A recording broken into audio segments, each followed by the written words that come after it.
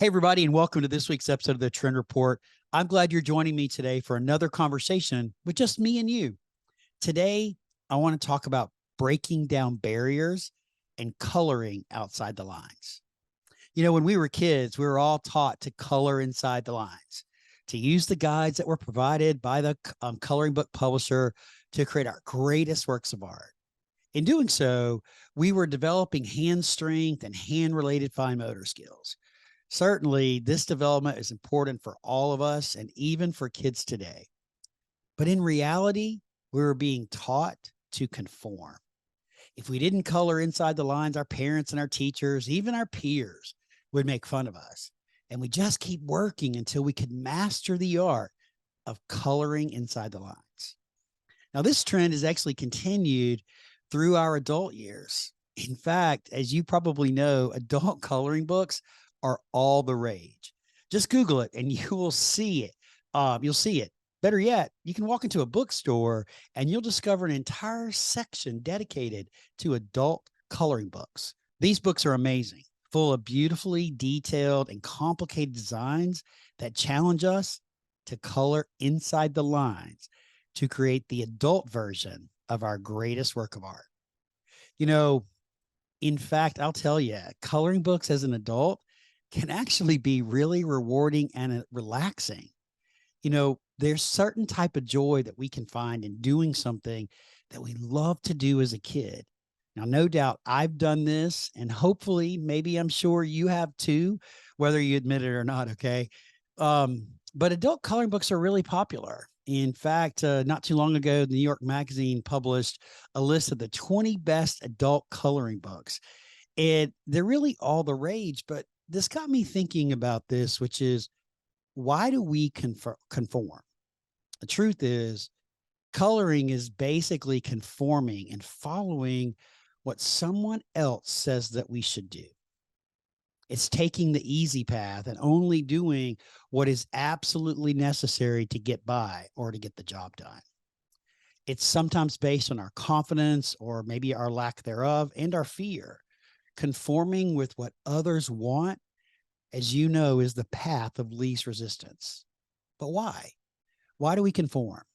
Well, for most people, including me at times, it's just easier, right? It's easier to conform than to challenge the status quo or be singled out for not doing what everyone else is doing. It's also possible that your company or your organization strongly encourages you to conform and follow the rules. As you well know, it's pretty much ingrained in our DNA to conform and color inside the lines. And we were taught this from a very, very young age. If you conform with what others want, then life will be easier. And to some degree, I agree that that is true, right? However, it doesn't mean that it's the right choice. I'm curious. Have you ever stopped and asked yourself why? What would happen if you didn't conform? Think about that for a minute. What could really happen if you decided to be brave and be yourself and color outside the lines? I really think it's time for us to step up. Really, to answer this question, the answer to this question is, you won't know until you try.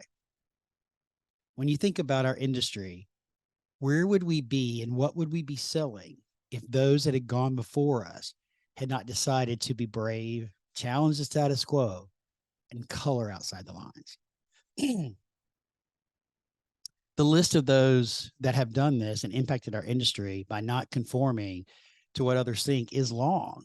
Think about people like Florence Knoll, or maybe Charles and Ray Eames, or Mario Bellini, or Miles Vanderohe, just to name a few, that have changed the face of our industry and the products that we sell to some degree, and the way we design spaces.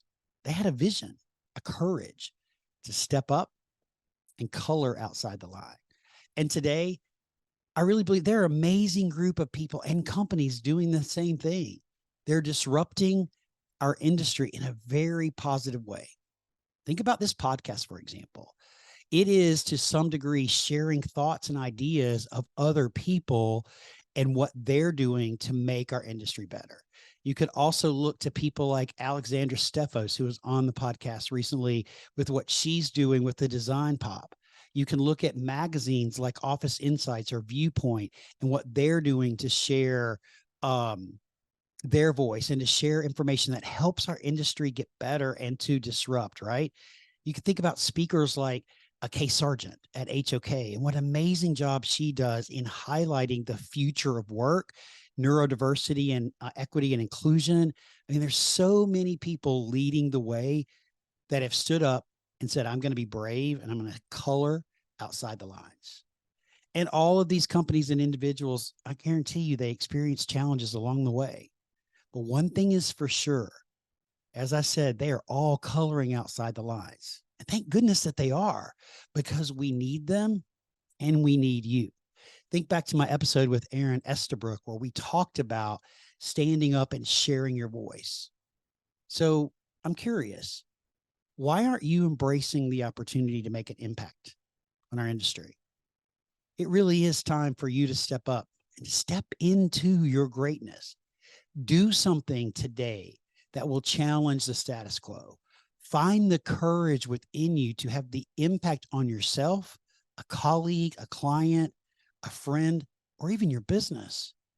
And don't be afraid to fail, because as most of you have heard me say before, I actually don't believe in failure. I believe in learning and growing. The bottom line is we need you. As you all know, our industry is facing unprecedented amount of issues and challenges, from the complicated sales cycle to the age-old distribution model to pricing pressures to the constant changing work styles and habits, the hybrid work environment. I mean, the list goes on. The challenges are everywhere. And I'm sure that you could start making a list of some of the challenges that are in our industry. But we need people with big visions and big ideas and the courage to stand up and share your voice, share your idea, because you never know how one idea that you might have could impact the company that you work for, maybe your career, your life, your business, if you just share it. And we need those big ideas. We need you to color outside the lines. So will it be you? Or will it be the person sitting next to you? Listen, I get it. I know this is scary, guys. I am living this right now, literally right now. Every time I grab this microphone or every time I open up a blank piece of paper and start writing a column, I'm sharing my thoughts and sharing my ideas about how I can help challenge our industry so that our industry will move forward. We'll move forward, we'll grow, we'll adapt, and we'll change. And if I can help one person listening to this do something that helps them color outside the lines, that helps your business grow, then I feel like at the end of the day, I've done exactly what I set out to do with my podcast and with my writing. But here's the thing. I truly believe it's your time. We need you. We need you to rise up, to stand up, and color outside the lines. You have the power to impact and change our industry. Don't let it pass you by because you're scared of your own greatness. Hey, thanks for joining me today, folks. Go out there and make today great. We'll see you again in a couple of weeks. Take care, everyone.